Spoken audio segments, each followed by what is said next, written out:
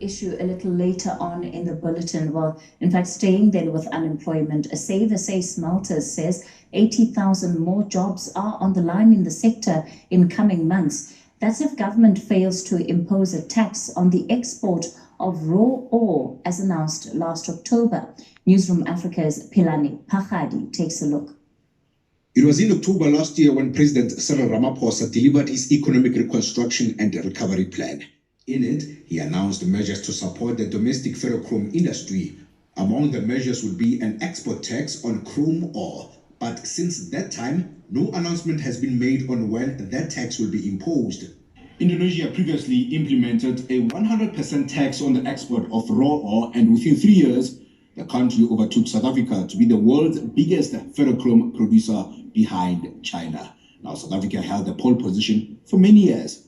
According to Save SA Smelters, the lack of tax forces smelters to close down, bleeding more jobs. We would like to reposition our country as the country of choice to the international investors in the steel and stainless steel value chain industry. As you know, in the past, we used to be very big in the supply of steel. We had a lot of arsanometal plants. We had a lot of furnaces for ferrosilicon, ferrochrome, ferromanganese. We've lost a lot of these furnaces, which in turn, we've lost a lot of jobs. The unemployment rate, according to the expanded definition of unemployment, increased by 0.6 of a percentage point to 43.2% in the first quarter of 2021. That is compared to the fourth quarter of 2020. The smelters business is also affected.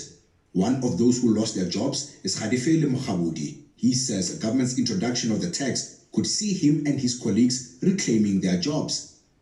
If they implement the tax, then this will change our lives, specifically us as former employees and the number of undergraduates who are unemployed, who are staying at home.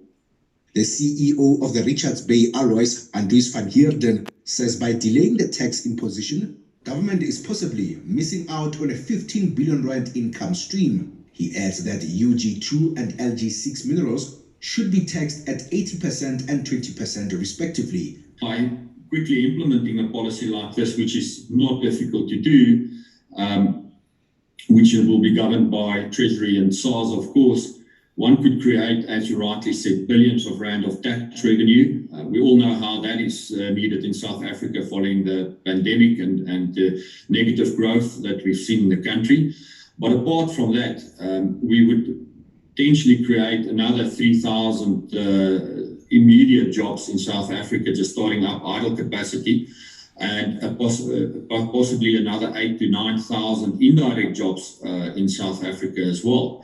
On the other hand, Chrome SA does not support the government's move to impose the tax.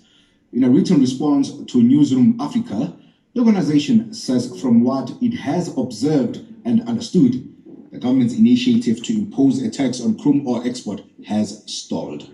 Chrome SA sees no evidence of it being implemented. The organization further says there was no decision to implement the tax despite President Cyril Ramaphosa's announcement in October 2020. They feel the tax was being promoted by only 2 government departments and that the matter was only discussed at a single cabinet meeting without any action being taken. The Department of Trade and Industry has promised to respond on the progress made after the talks, when it intends to impose the tax and how much it will be. For Newzroom Africa, Channel 405, I'm Belane Pachadi in Johannesburg.